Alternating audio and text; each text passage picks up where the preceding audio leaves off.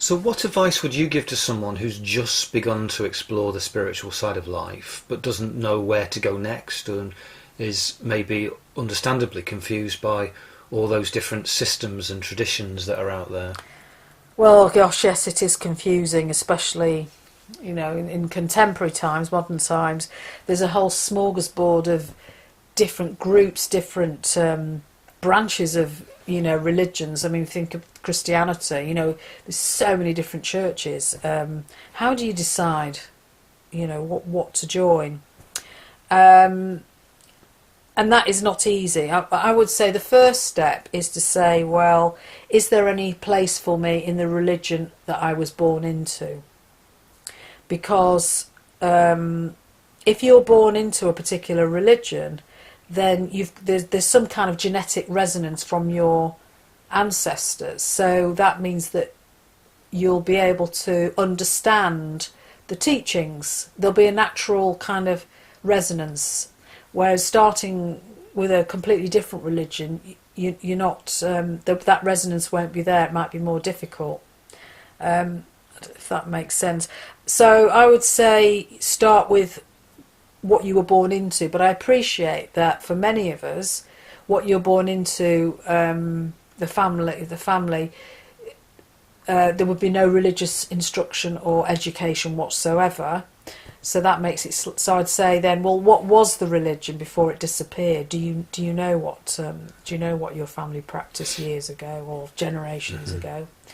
And give it and try and find people who are focusing on the inner experience of that religion, and try and go to them and learn spiritual practices like meditation or prayer.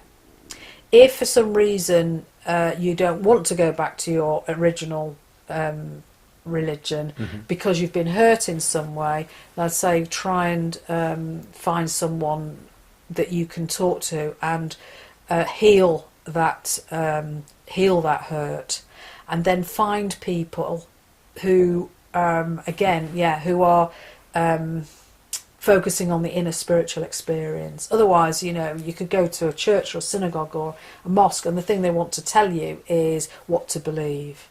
And what they don't do necessarily is give you much help on how to manage yourself from an inner point of view, because that's what stirred you. Something within you has stirred you to want to go onto a spiritual path and become more deeply immersed in that.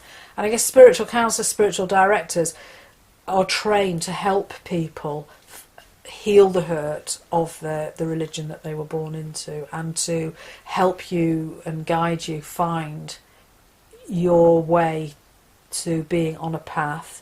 And then once you've found a path that you're happy with, to commit to it, to actually make a concrete commitment and really immerse yourself in the spiritual practices and let them work through you, and see what emerges and where it takes you.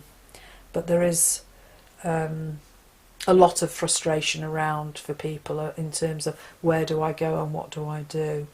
But you just have to look for the